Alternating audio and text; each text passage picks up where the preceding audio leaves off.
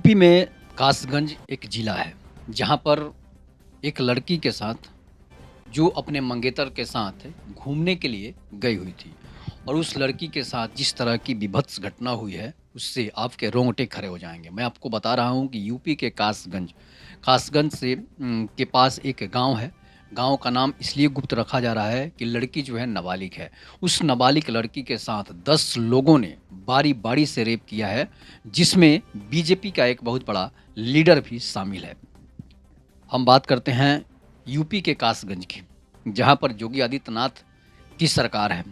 योगी आदित्यनाथ को दूसरा राम का अवतार माना जाता है और उन्होंने जिस तरह से बलात्कारियों और अपराधियों का एनकाउंटर किया है, उससे यही साबित हुआ कि जोगी सच में राम राज ला दिए हैं। लेकिन राम राज में अगर रावण राज हो जाए, राम राज में मेघनाथ राज हो जाए, तो समझिए कि उसमें अभी भी कुछ ऐसे क्रिमिनल्स, कुछ ऐसे बलात्कारी बचे हुए हैं, जिनका आज भी एनकाउंटर करना बाकी रह गया है। यूपी में के कासगंज में मडराक एक गांव है, जहां पर एक लड़के की शादी सेट होती है। हालांकि दोनों अलग-अलग कास्ट के थे। दोनों अलग-अलग कास्ट के थे, इसलिए दोनों के परिवार वाले दोनों काफ़ी आपस में प्रेम करते थे और ये प्रेम उनका लगभग 1 से 1.5 साल से चल रहा था। तो रानिया नाम की लड़की जो थी, उसका अभी उम्र जो है शादी का नहीं हुआ था।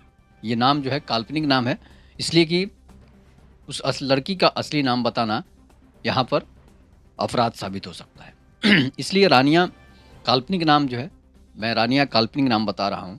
तो रानिया जो है अपने मंगेतर जो है, अपने पति जो होने वाला पति था, उसके साथ जिसका नाम सोनू है, ये भी एक काल्पनिक नाम रखा गया है, इसलिए कि हकीकत घटना जिस तरह से घटना हुई है, उसमें असली नाम उजागर करना सही नहीं होगा। तो रानिया अपने जो है पति होने वाले पति सोनू के साथ जो है घूमने के लिए निकलती है। घूमने के लिए जब निकलती है, तो उसके बाद वो झाल पुल, कासगंज के पास ही एक इलाका है जहाँ पर झाल पुल एक जगह है, जहाँ पर अच्छा-अच्छा मनोरम दृश्य है, इसलिए वहाँ पर घूमने के लिए लोग रुक जाते हैं। उसके बाद होता क्या है कि जब दोनों रुकते हैं, तो वहाँ पर दोनों एक-दूसरे के साथ आलिंगन में समा जाते हैं। मतलब एक-दूसरे को किस करने लगते हैं, एक-दूसरे को जिस तरह से पति और पत्नी होने वाले हैं, तो ये सब चीज़ें तो होती रहती है। कहीं भी आप जिस जगह पर जाएँगे, तो वहाँ पर होता क्या है कि जब ये लोग किस कर रहे होते हैं, ये लोग आपस में बैठकर प्रेम आलिंगन करने लगते हैं, तो कुछ अपराधी तत्व के युवक जो हैं वहाँ पहुँचते हैं, जिनकी उम्र जो है 20 से 22 साल, 25 साल की होगी और उस लड़का और लड़की का दूर से वीडियो बना लेते हैं। दूर से वीडियो जब बना लेते हैं, ये लोग अपने आलिंगन में मस्त हैं, व्यस्त हैं, इसलिए कि अब उनको घर भी जाना है और घर जाना है, शादी भी सेट हो गया है और शादी सेट हो गया है और जो है जल्दी ही इसी अप्रैल में शादी भी होने वाली थी। उसके बाद क्या होता है, ये घटना है 10 अप्रैल 2025 की। तो होता क्या है कि वहाँ से ये लोग जो हैं जब आपस में प्रेमालिंगन कर रहे होते हैं, तो ये 10 जो बदमाश हैं, वो 2 बदमाश जो हैं उनका वीडियो जो है बना लेते हैं। वीडियो बनाने के बाद क्या करते हैं कि वो उनके पास नज़दीक में धीरे-धीरे पहुँचते हैं और बताते हैं कि तुम लोग जो इस तरह से ये काम कर रहे हो, हमने इसका वीडियो बना लिया है।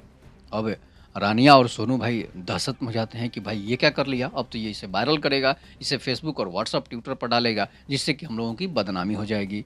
अब उसके बाद ये 2 और अपने दोस्तों को, सभी दोस्तों को फ़ोन करके बुला लेते हैं कि आओ, आज एक माल खाना है। ऐसे-ऐसे शब्द जो है अपने आपस में बात कर रहे होते हैं। इसके बाद इसके और दोस्त पहुँच जाते हैं। कुल मिलाकर 10 दोस्त हो जाते हैं। जब 10 तो दोस्त हो जाते हैं, तो उसके जो हस्बैंड था, जो सोनू था, उसको वो लोग एक पेड़ से बाँध देते हैं।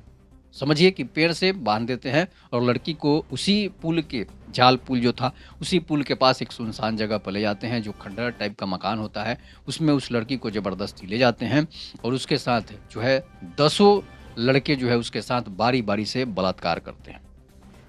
उसमें अखिलेश नाम का एक जो है बीजेपी का लीडर भी था, जो बीजेपी का लीडर कहता है, फेसबुक पर बड़ा-बड़ा स्टेटस लगाता है और बीजेपी के बड़े-बड़े सांसदों और विधायकों के साथ उसकी फ़ोटो जो वायरल होती है।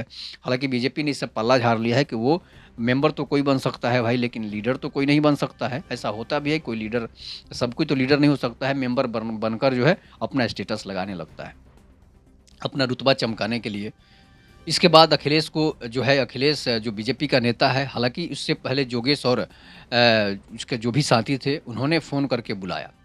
अखिलेश को बुलाया और बाकी जो लोग थे उसको बुलाया, तो 10 दो लोग हो जाते हैं और बारी-बारी से उस लड़की के साथ 4 घंटे तक बलात्कार करते हैं। लड़की जब बेहोश हो जाती है, तो ये लोग क्या करते हैं कि मारते हैं, पीटते हैं उसके जो लड़की का हस्बैंड होने वाला था सोनू जो था, उसको ये लोग मारते-पीटते हैं, इतना मारते-पीटते हैं और बोलते हैं कि हम इस मामले को दबाएँगे, तुम्हारे वीडियो जो है सोशल मीडिया पर वायरल नहीं करेंगे, लेकिन जब तुम हमें 50,000 रुपये दो।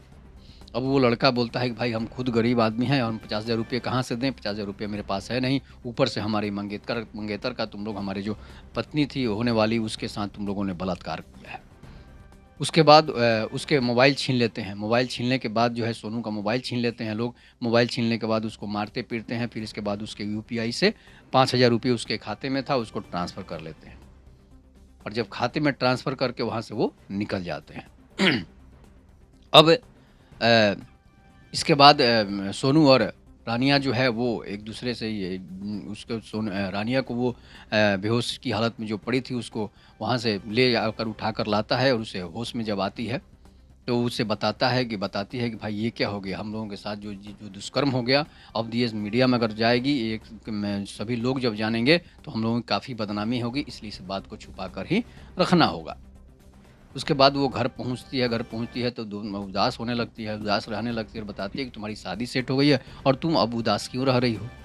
इसलिए कि तुम जिस लड़के को पसंद करती थी उसी लड़के से तुम्हारी शादी सेट हो गई है। वो बता नहीं पाती है लेकिन धीरे-धीरे माँ को वो इस सारी बातें जो है रानियाँ बता देती है। बताने के बाद होता क्या है कि इसकी माँ महिला आयोग को फ़ोन करती है, प्रशासन को फ़ोन करती है, इसके बाद प्रशासन पुलिस पहुँचता है, महिला आयोग भी पहुँचती है। कासगंज की एसपी भी पहुँचती है, इन जब बातें काफ़ी वायरल हो जाती है तो। अब इसके बाद जो है धीरे-धीरे गिरफ्तारियाँ चालू हो जाती है और पुलिस की तरफ से उसे 5 लाख का चेक भी दिया जाता है। जल्द राहत के लिए उसे 5 लाख का चेक जो है दे दिया जाता है। इसलिए कि उसके साथ जो दुष्कर्म हुआ है, उसका अब ज़िम्मेवारी कौन लेगा? उसका जो होने वाला पति था या फिर जो रानिया थी उसके साथ जो जिस तरह से दुष्कर्म हुआ है, उसका जवाबी जवाबदेही कौन होगा? सरकारें हो सकती है। इसलिए अब वो दसों आरोपियों को गिरफ्तार हालाँकि कर लिया जाता है। सारे आरोपी गिरफ्तार कर लिए जाते हैं। जब उसके बारे में पता चलता है तो पता चलता है कि वो बीजेपी का नेता है और बीजेपी इससे कन्नी काटती है। बीजेपी बताती नहीं है कि हमारा नेता है, इसलिए कि स्टेटस तो कोई लगा सकता है, कोई किसी का फ़ोटो कोई किसी के साथ फ़ोटो खिंचवा सकता है। इसके बाद सभी दसों आरोपियों की गिरफ्तारी होती है। उन पर बलात्कार करने से लेकर उस लड़की के छेड़खानी तक सभी धाराएँ जो है पॉक्सो एक्ट के तहत भी धाराएँ दर्ज होती है, इसलिए कि लड़की नाबालिग थी और सभी आरोपी अब जेल में चक्की पीस रहे हैं। लेकिन इस तरह की जो घटनाएँ हो रही है, समाज में कैसे-कैसे लोग व्याप्त हैं जो इस तरह की घटनाओं को अंजाम दे देते हैं। इस तरह की घटनाएँ अगर समाज में होगी तो फिर लोग कहीं घूमने, कहीं फिरने भी जा ही नहीं पाएँगे। इसलिए कि लोग जो इस तरह से राक्षसी प्रवृत्ति के लोगों का समाज में आज जन्म हो रहा है, उससे यही लगता है कि आने वाले समय में जो है लड़के और लड़कियाँ एक साथ घूम भी नहीं सकते। इसलिए कि लोग वीडियो जो है ये बनाना इतना खतरनाक हो गया है, अगर कोई लड़का-लड़की बैठ भी रहा हो तो उसका भी वीडियो लोग वायरल कर दे रहे हैं। सरकार को इस पर भी कार्रवाई करनी चाहिए कि जो वीडियो वायरल हो रहे हैं, आखिर क्यों वायरल हो रहे हैं? क्या कारण से वायरल हो रहे हैं? कौन वायरल कर रहा है? उस पर कार्रवाई होना सरकार अगर नहीं करेगी तो ये खतरनाक रूप ले लेगा। इसीलिए कि सोशल मीडिया का जितना उपयोग लोग अच्छे के लिए कर रहे हैं, उससे ज़्यादा बुरे के लिए भी हो रहे हैं। तो कासगंज की घटना जो है, यह बहुत हृदय विदारक घटना है और हृदय विदारक घटना है, ये हकीकत घटना है, कोई झूठी कहानी नहीं है, ये हकीकत घटना है। जिस तरह से रानिया और सोनू के साथ हुआ, उस तरह किसी भी लड़की के साथ हो सकता है। अगर आप लड़का हो या लड़की, शादी सेट हुआ हो या फिर प्रेमी-प्रेमिका हो, अगर आप कहीं जा रहे हैं, तो इस पर भी ध्यान देने की ज़रूरत है कि हम कहाँ आलिंगन कर रहे हैं।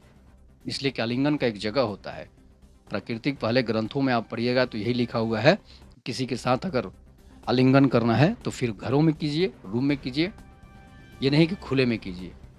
इसलिए कि जानवर और पशु-पक्षी भी खुले में कभी भी आलिंगन नहीं करते हैं। इससे भी आपको सीख लेना चाहिए, लेकिन जिस तरह से पश्चिमी सभ्यता को हम लोग अपनाते जा रहे हैं, खुलेआम जिस तरह से हम लोग आलिंगन लोग करने के लिए उतावले हो रहे हैं, उससे उनका गलत असर पड़ता है, समाज पर भी गलत असर पड़ता है, लोगों पर भी गलत असर पड़ता है, जिसका खमियाजा उसी लोगों को भुगतना पड़ता है जो लोग ऐसा काम करते हैं। इस पर आप लोग अपनी प्रतिक्रिया ज़रूर दीजिएगा। तब तक के लिए नमस्कार। जय हिंद, जय भारत, जय श्री राम।